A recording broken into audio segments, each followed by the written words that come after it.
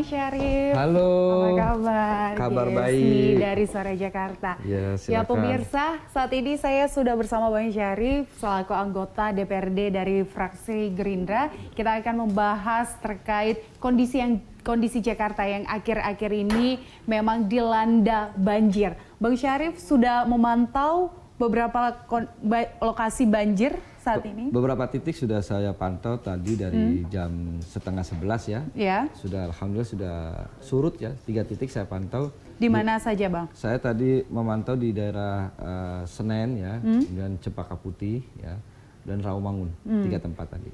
3 tempat tadi diprediksi akan surut dalam waktu berapa lama, Bang? Ya saya lewat tadi jam 10:30 sudah surut. Sudah surut. Laporan kepada saya tadi itu sejak jam 6:30 ya, sudah tergenang depan Arion. Itu saya keluar sudah melewati situ sudah bisa 10:30. Kemudian tadi Cempaka Putih tadi setengah 1 surut, dan sekarang tinggal depan Senen underpass itu sedang dipompa. Baik, Bang Syarif melihat sebenarnya apa sih penyebab kondisi ini terjadi? Karena kita tahu beberapa awal tahun pun bahkan memang Jakarta dilanda banjir yang cukup besar-besaran, dan bahkan terparah adalah lokasi-lokasi yang tadinya tidak banjir sekarang justru banjir. Iya, banjir ini ada yang mengatakan 4 jilid ya. Jilid pertama 17 Desember, jilid kedua 1 Januari, jilid ketiga tanggal 23 Februari, ini jilid keempat ya. Harus dikatakan bahwa persoalan banjir itu sangat kompleks, sangat rumit sekali. Karena itu perlu diurai secara komprehensif, tidak melihat sepotong-potong. Sangat rumit. Ini pengaruhnya dari mana? Apakah ada sistem drainase atau memang karena intensitas hujan saja yang deras akhir-akhir ini, atau bagaimana, Bang? Terkait dengan kewenangan, kan dijawab ya, ditanya cari siapa yang mengerjakan ini. Iya. Jadi itu persoalan banjir itu rumit dan kompleks, itu yang menangani siapa sih? Kan gitu ya.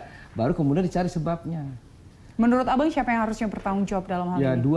dua tanggung jawab penting, pemerintah pusat dan Pemda DKI ya. Baru kita cari sebabnya apa kan. Akan banjir ada 2 macam. Air yang dari Katulampa disebut sebagai hulu ya. Hulu sehingga debit air sangat besar. Kemudian ada akibat lokal dan drainase. Hujan lokal dan drainase yang tidak baik ya.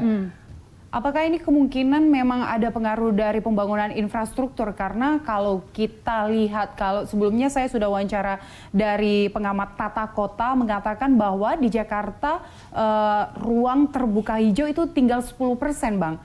Dan drainase juga masih belum bagus karena banyak juga saluran-saluran yang tersumbat. Menurut Abang bagaimana? Ya, pertama soal dampak dari pembangunan.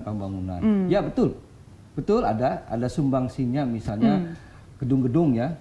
Seperti kita catat di tanggal 17 Desember itu kan banjir dimulai dari Senayan ya kan? Lalu mengemuka itu. Ternyata setelah diteliti itu drainase. Drainase dari mana? Basementnya gedung-gedung itu yang menurut saya perlu diaudit. Perlu ada diaudit dari perusahaan-perusahaan tersebut. Iya, saya sudah sampaikan bahwa sudah disampaikan oleh bahwa sistem drainase di dalam gedung itu kurang baik. Jadi artinya jalan raya menjadi drainase terbalik. Harusnya dia punya pompa sendiri dan drainase yang khusus. Coba perhatikan, kalau ada banjir, kalau airnya bening, di dalam itu bening, itu pertanda persoalan dari dalam. Kecuali kalau airnya coklat, itu berarti dari aliran sungai. Coba perhatikan, seperti di istana hari ini, di dalam istana katanya banjir, itu airnya bening. Airnya bening? Bukan coklat, artinya ada persoalan drainase di internalnya. Baik, dan dari DPRD sudah mengajukan untuk pengecekan drainase tersebut, Bang? Kita cek terus. Sudah dicek terus. Bahkan hari ini, sejauh ini bagaimana? Bahkan hari ini, sekarang hari ini yang paling penting itu adalah pompa. Mobil pompa berjalan secara efektif ya. Lalu pompa-pompa di waduk. Drainase nanti mungkin hari kedua ya, kita akan cek. Ya, dan kalau kita ketahui Pemprov itu mengurangi dana untuk banjir. Sedangkan kita lihat tadi Abang bilang ada 4 jilid. Seharusnya harusnya ditambah gitu, Bang. Kenapa harus dikurangi? Oh Pak, ditambah itu jangan salah duga. Sebetulnya ditambah, ada kenaikan sebetulnya. Hanya saja ini akibat banjir sebesar ini lalu dikaitkan dengan plotting penganggaran itu, ada pengurangan. Ada pengurangannya. Pengurangan ini bukan kehendak dari Pemprov, tetapi karena memang ada pemotongan efisiensi dana perimbangan dari pemerintah pusat sekitar 6,2 triliun, sehingga beberapa program-program itu ada yang ditunda. Di pelaksanaannya di tahun 2020 ini akan kita laksanakan. Justru ditambah, berapa banyak yang ditambah Bang jumlahnya? Jadi, saya catat itu ada sekitar 1,8 triliun ya untuk urusan banjir ya.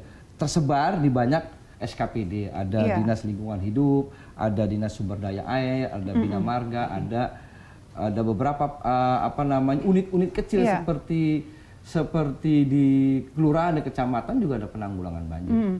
Tahun 2020, di awal tahun 2020 memang kita disambut dengan banjir ya Bang ya.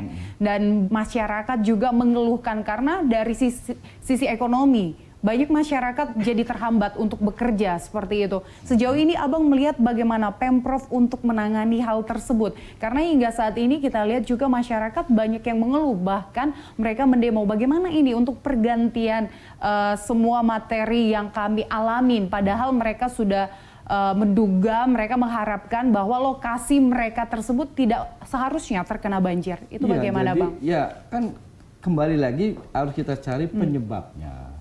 Jadi penyebab yang utama tadi bahwa ini bukan kelalaian pemerintah. Satu yang harus perlu dicatat, bukan, kecuali kalau kelalaian bisa dikatakan itu ya, bahwa ada air pasang dari laut, kemudian ekstrimnya hujan itu yang tidak bisa menampung drainase itu. Karena itulah ya kita harus selidiki juga, harus cermat dan detail ya, berapa cakupan wilayah terdampak. Catatan saya paling tertinggi 235 RW.